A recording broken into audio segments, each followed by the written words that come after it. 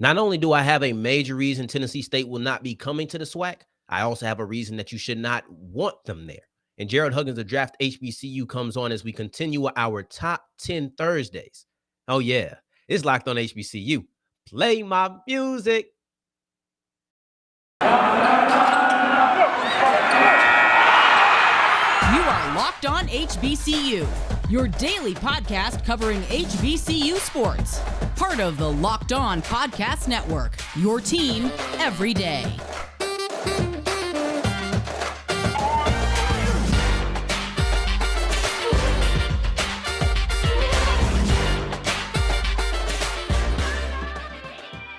What's going on, family?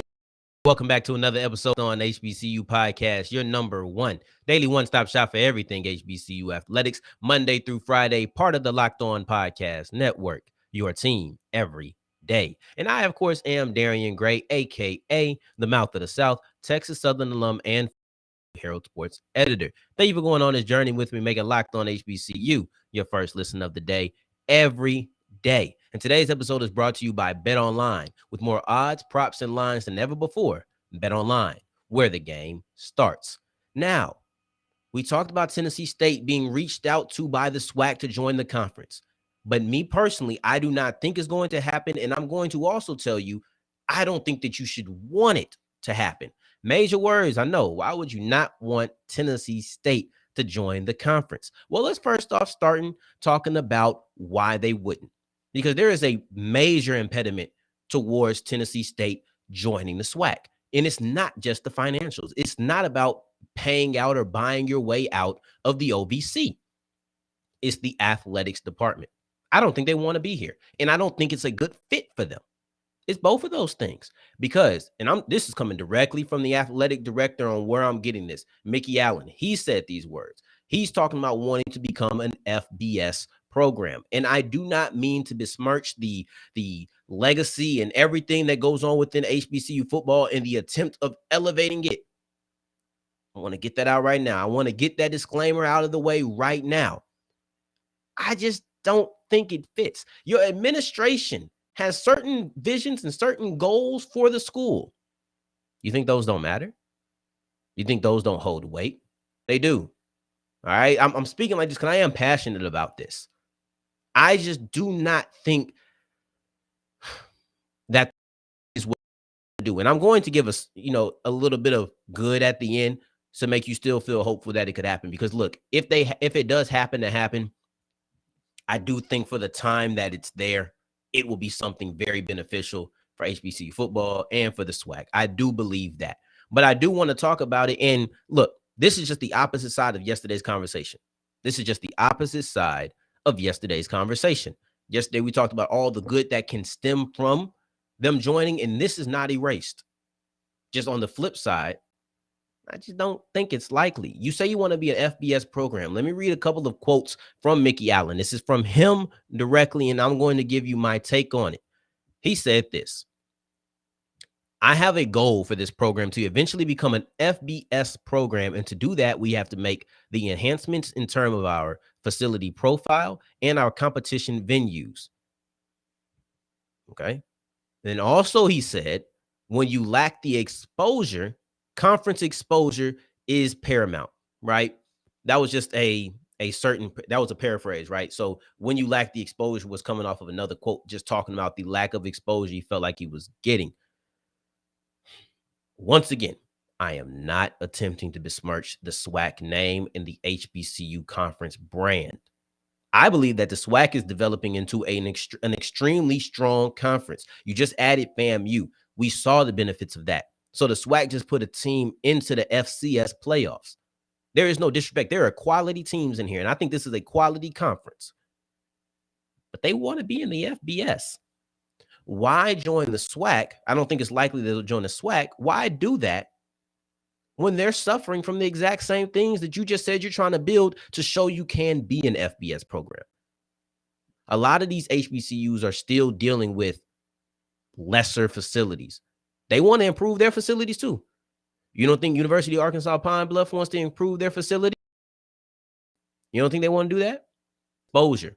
I think they're getting better with the exposure fact of it. I do. However, I don't think it's great. I'm not leaving and going to the SWAC to get exposure.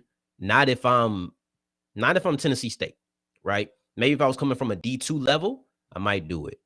But Tennessee State coming from the FCS, I'm not going to go to them to get exposure. I think they're getting better. I still think there's some steps they can take to highlight all these teams, but they're getting better. But at the same time, you're talking about wanting to get exposure, wanting to improve your facilities. So you're going to go to a conference where you have a bunch of schools who are sitting there saying, we want exposure and we want better facilities. I just don't think it makes sense. And please, I think that Tennessee State coming to the SWAC would be great for what my vision of it is, and probably what your vision of it is as well. But Tennessee State's vision and their goal of where they're trying to get to, this makes me say, I don't want it and you shouldn't want it either. I'm going to talk about it. Tennessee State is a program that has their eyes, the athletic department has their eyes on the FBS level. Any conference that they go to in the FCS ranks that isn't FBS, right? Not Group of Five, not Power Five. Any conference that they go to is a stepping stone. Now, not only do I feel like the SWAC probably is not the proper stepping stone for them, I don't want to be no stepping stone. I don't. When you look at it, I want teams to come in my vision of building the SWAC, I want teams that are going to come in and build my legacy. I want teams that are going to come in and buy in. I know where Tennessee State is. That's not going to change. Even if they come to the SWAC, I don't think the athletic department is suddenly going to say, we don't want to be an FBS program. So if you get them to come away from the OVC because it's dying and you bring them to you, I feel like in the future, maybe even the near future, you're going to be having to replace Tennessee State. That's just not something that I personally want to deal with. I don't want people coming to me knowing that I'm only going to be somewhere for them to then leave. I don't want a situation where it's like, yeah, we about to, because naturally they just said it. We want to be FBS. The SWAC is not FBS. So in none of these other conferences, like you go to the Big South, that's not FBS. You go to CAA, that's not FBS. So I think that any conference that gets Tennessee State must understand that they're very open. I'm using you. Or not even using you. I am temporary. I'm a temp agency. That's what I think of Tennessee State as far as their FCS alignments. Any place that they go, their mind is still going to be on leaving. Why bring in a school that you know is already had their mind headed and pointed towards leaving? Why do that? That's not how I personally would want to build the brand. And it doesn't have anything to do with the SWAC isn't this kind of conference. No, I think the SWAC is trying to build up the brand of HBCU football, and Tennessee State will do that forever, no matter if they're Ohio Valley Conference, no matter if they're Big South, CAA, or FBS.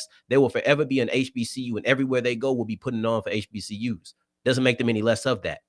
But at the same time, I'm trying to build this HBCU conference, and you coming only to leave, I don't think is a good precedent.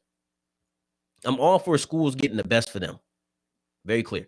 Now, Darien, mouth of the South, it's all for schools getting the best of themselves or best for themselves.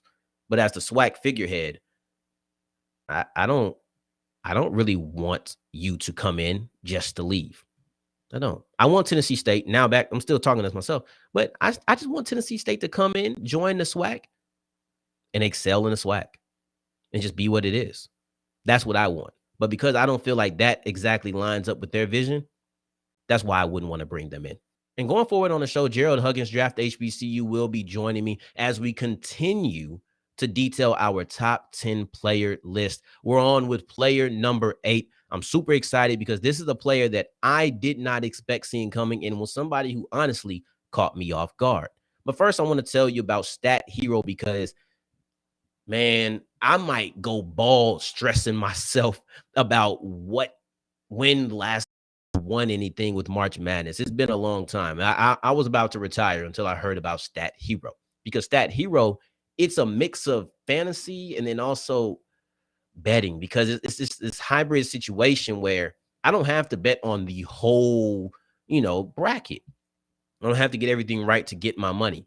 I have these single game pick'ems, and then they also have this unique thing where you pick the players that you want to go against, and you pick your players. So no more betting on guys you don't even know. No, pick these players and then pick your own players. Only bet on people that you know, And Stat Hero users win 4 times more than other users at other sites. Stat Hero is one of the best places. I'm telling you, Stat Hero is everywhere you need to be for your March Madness wagering. Go to stathero.com/locked on and use the promo code locked on. Go to stathero.com/locked on, use the promo code locked on and get an 100% deposit match. That's stathero.com/locked on and the promo code locked on. All right, so we keep on rolling on today's episode of Locked On HBCU. Thank you for making us your first listen of the day every day. And also make sure you're checking out our bracket breakdown show starting March 14th. I want to make sure that I get that word to you. You're going to have Chris Gordy, Andy Patton, and Lee Sterling giving you everything that you need for March Madness. You can catch it right here on the Locked On HBCU podcast feed or our YouTube channel. And today's word of the day is besmirch. You just heard us talking about that. I wanted to make sure that what I was saying was not besmirching the legacy and the current state of SWAC football, right? But what that means is to cause harm or damage to the purity, luster, or beauty of something. Now we're going to have Gerald Huggins from Draft HBCU coming on the show detailing our top 10 players. And we're on player number 8 this week. Make sure that you checking it out because we're on a roll. Last week was great, and today really stunned me with who he picked up this morning. That didn't really make sense. And Gerald Huggins is joining the show as we continue our top 10 draft eligible HBCU player list. And we have player number 8. He threw me a curveball with this one. Let's hear what he has to say. As we continue talking about our top 10 draft eligible HBCU players, we're going on number 8. Wow. But what a lot of people don't know is that I knew the list before the 10 was coming out, right? Because we had to be prepared. But my memory's just bad enough to where I have to text him every week, like, hey, G, who we doing this week? And he texts me Tuesday morning, Al Young, 3 exclamation points, just super excited. And I'm like, nah, the exclamation points was kind of weird. I'm like, what? He's excited about this one. But then also, I said, this list, and he wasn't, was he? No, he wasn't. He wasn't on the list. But after weeks and weeks of breaking down film and watching him playing the HBCU Legacy Bowl, me and Coach Nooks, mainly Coach Nooks, he came to the realization. We both came to the realization that, Brother Young is a top 5 DB, top 10 defensive player, and top 3 cornerback in HBCU football. It's hard to not have a conversation about him. Definitely when you're talking about, he was on one of the better defenses in the country, top 5 defenses in the country, and he was one of the focal points in the secondary. I know there was a lot of love to Sanders, and I know there's a lot of love to Holmes, but Young is the guy. And the Coach Nooks will say that as well. He is the guy. If you can't get Durant and Williams, Young is, I wouldn't even say he's the next best option. Some people would consider him the best option. Yeah, and I was gonna say, like, the bravado that was in the text message, it wasn't here for a second, G. I'm sitting there thinking, you told me this guy might be the best in HBCU football. What do you think? Even if he's just in the conversation, right? That saying he might be does not mean that he is. But if he's in the conversation, why? What is it? Because you don't hear that name thrown about. It's Jacoby Durant, Joshua Williams. Those are the 2 you hear. Why should Al Young, be a part of this conversation when talking about the best corner? Al Young was the best defensive back on arguably the best defense in HBCU football, and even outside, even you could say in FCS football. He was the best corner. He was their lockdown corner. And as Coach Nooks would say, this guy is a hawk, ball hawk. I think he has like 30 PBUs in his career and 10 plus interceptions. The guy just, when the ball's up in the air, it's not as 50-50 as people like to think. It's like he has more than an advantage on most occasions. This guy, he plays it like a receiver. He has great instincts, quick twitch at the hips. He breaks on routes well. He doesn't really give in on the double moves. This guy is a player. Even when he was at Southeast Missouri State, he was the man there as well. Really, really good football player there. And it just translated easily when he got to Jackson and when he got to Jackson, Mississippi. So, to be honest with you, I didn't know about him at Southeastern Missouri State. But I'm so glad he got to Jackson because now tell you, I'm not the only one that got an eye on him. It's just I might be the one just saying like he needs to really be considered as a top HBCU prospect. So, I mean, it sounds good, right? But let me play the role of the listener for a little bit. They'll say, well, why is he being overlooked? Why have more about him? So, what do you think it is about Al Young? Or maybe it's just these other guys, whatever it is. Why do you think that he is being overshadowed or overlooked in these conversations? I honestly, me and Coach Nook's been trying to figure it out. Me and Malik and me and Tim for a draft HBCU players. We're trying to figure out what it is. We honestly have no idea because the tape says he's the best DB on his team. You could argue outside of James Houston, you could argue he's the best defensive player on Jackson State. So, in saying that, I don't know. I don't know what it is. The intangibles are there. The skill set is there. People who break down tape cannot say this guy is not a top defensive back in this class. So I know there's a lot of love to CJ Holmes, and granted, yeah, I think Coach Nook said that CJ Holmes is a little bit out of position, but when he was able to show that he was a full-time outside corner during the NFLPA Bowl, he did a really solid job. Not taking anything away from him, but Young, I think he would have been just as good, if not better, just based on the tape and based on the intangibles and the skill set. I think, if I'm not mistaken, Coach Nooks, I think he gave him like a 8 for versatility. I think he was like a 9 out of 10 for his man coverage, or an 8.5 out of 10 on his zone coverage. That's what he gave him his grade. That's amazing. That's probably outside of Williams. He and Durant, those are some of the top numbers from his breakdowns. And I hope that the conversation is going to get started. Maybe it would be us to start it, but people need to be talking about this brother Al Young. Yeah, and he wasn't in many bowl games, like the pre-draft bowl games. And I know that we talked about that was kind of surprising. One game that he was able to play in the Legacy Bowl, what did you see from him? I saw everything that I saw during the season. He for the most part, he shut down his side of the field. And that's what you ask for in your true number one corner.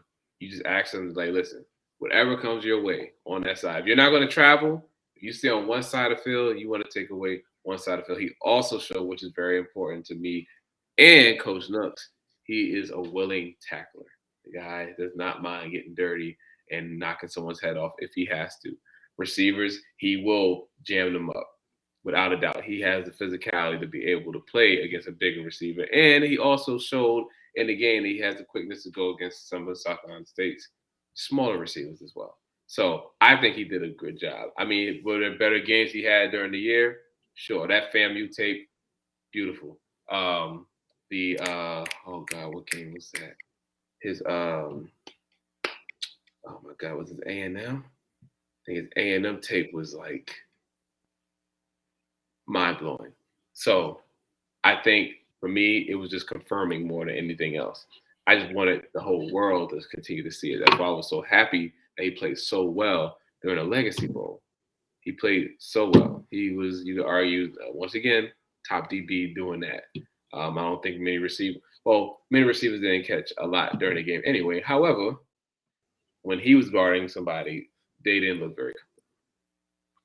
Yeah, and you're hearing explosive takes, right? You're hearing absolutely explosive takes. Putting him on the level with Durant and Williams should tell you just how high Gerald Huggins holds him in regard as far as Al Young, corner Tenn State. Now we're going to transition going forward. We're going to be talking about not just how he's played, how he performed, who he should be mentioned with, but also we're going to discuss how his game is transitioned from his time at his previous stop and then also at Jackson State.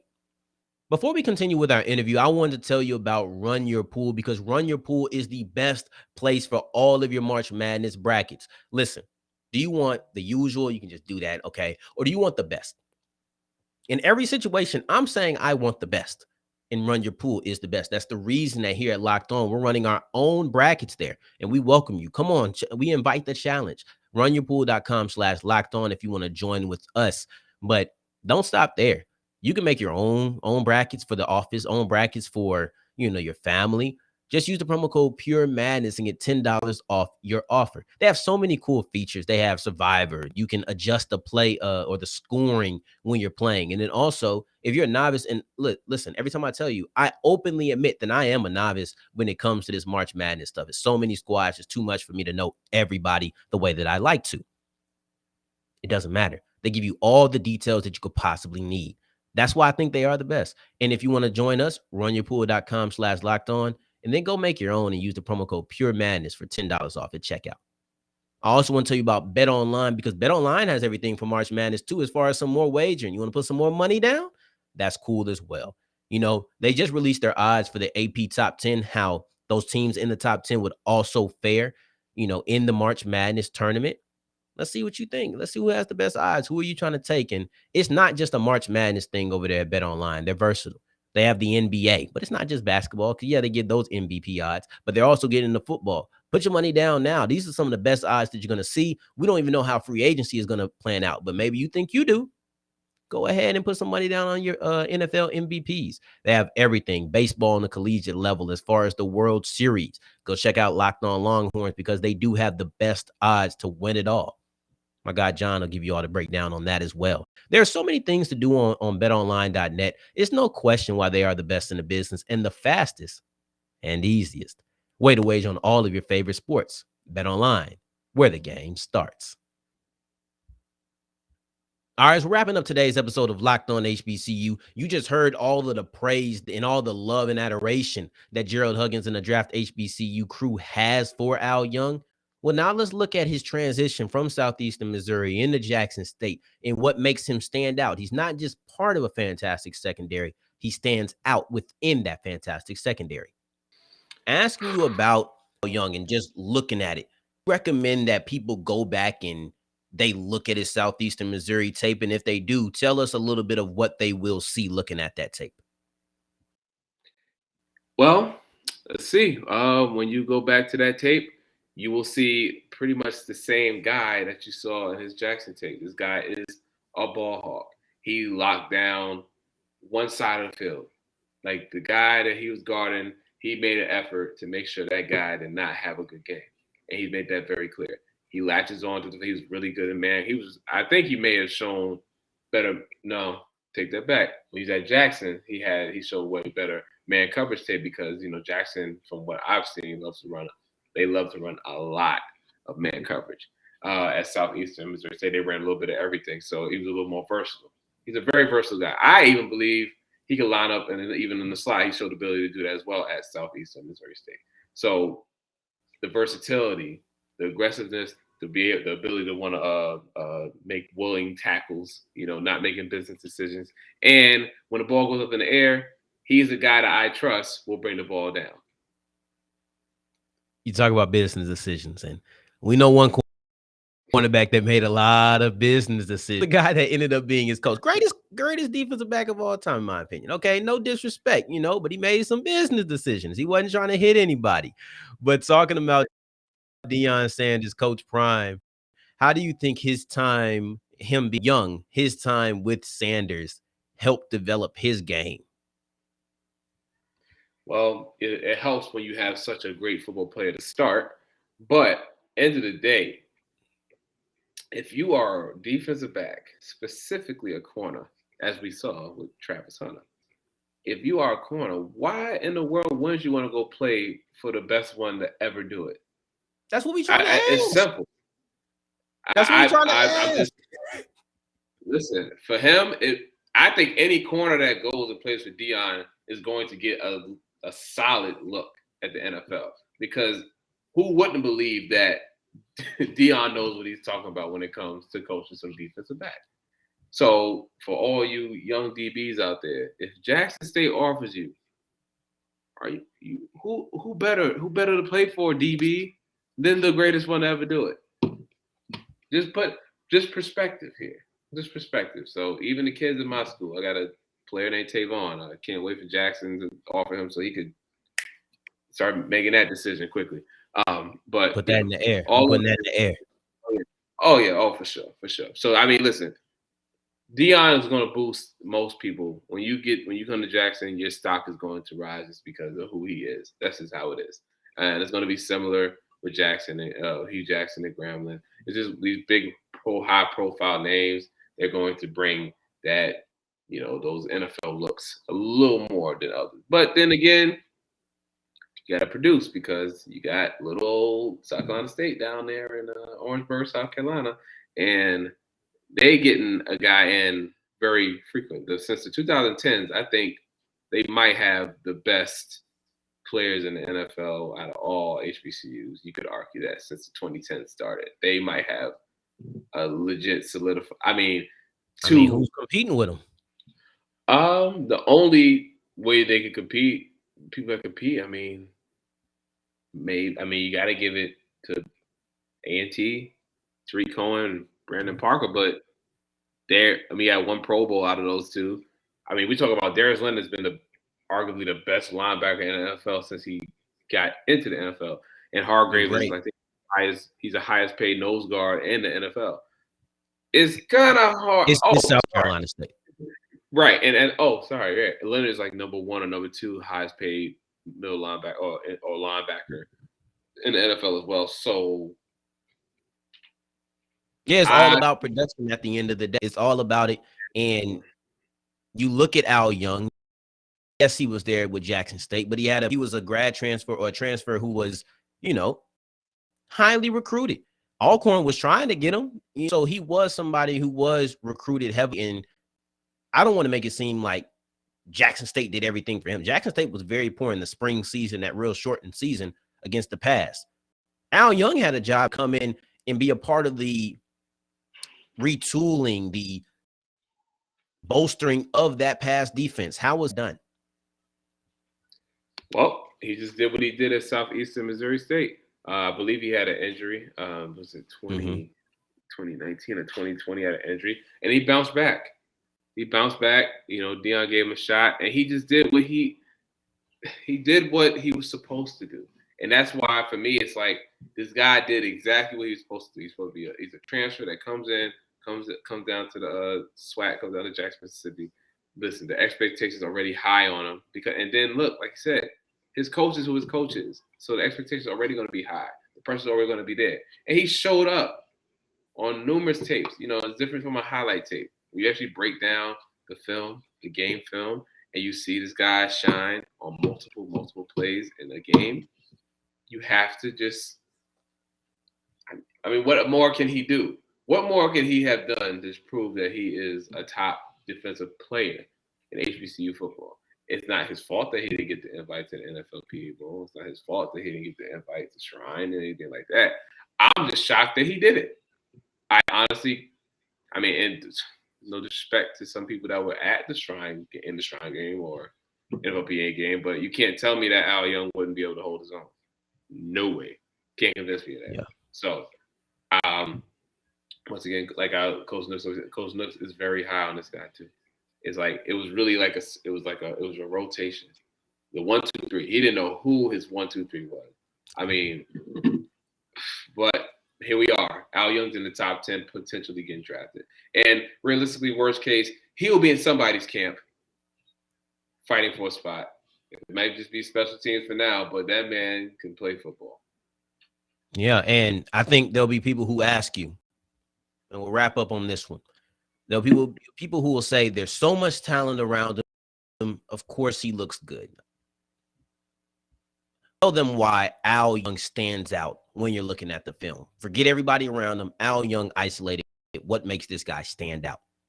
Because every time the opposing team's best receiver goes to his side, it's never fun. It's not easy. It's just you have to play. Like you have to bring your best if you're going to beat Al Young on a consistent basis from film. That's what the film says. So, he wasn't perfect, but nobody is. And I just think when you look at his skill set and what he's able to bring in multiple packages, he could be. I think he could slide into the nickel. He could definitely play outside. So with that, I think Coach Nooks compared him to Casey Hayward. Like that's that's a really good comparison just based on play skill, on the player's skill. So, and like I will trust if Coach Nook says this guy's is good, I'm going to do my homework too and just see, okay, if I can confirm it. I confirm it. Al Young deserves to be in this conversation, and I hope people will start to look into him a little bit more after we having this conversation. Yeah. Hey, there you go. You sold me. I'll sit there and tell you, you have sold me. I think he should have sold you as well, because Al Young is a player who you do not hear his name mentioned a lot, but he definitely just told you the reason that you should look it up yourself.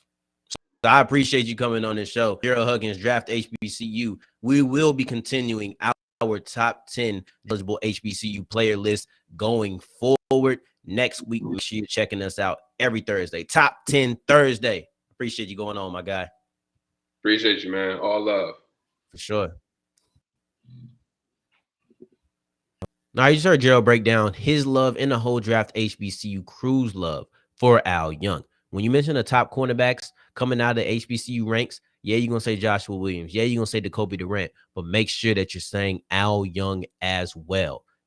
He just broke down how Young was able to not just fit in, not mess things up, but how he was able to stand out in a fantastic Jackson State secondary, because that does hold weight. Nuggets like this, information like this, and breakdowns, just like the one about Tennessee State coming to the SWAC or not, these are the reasons that you make Locked On HBCU your first listen of the day every day. And for the second listen of the day, make sure you're checking out Locked On NFL Draft, because the draft is a process, and we're starting it already.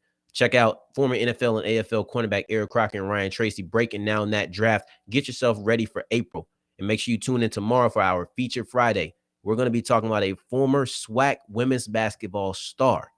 But that's the only hint that I'm going to give you. And in the meantime, in between time, you can find me on Twitter. You got the graphic right there if you're on YouTube. If you're not, if you're listening on audio, we are available on Apple and Spotify and everywhere you can catch your podcast. I got love for you. Well, y'all know where I'm at South Exclusives. Until the next time that we hear each other, family, take care, stay blessed. Peace.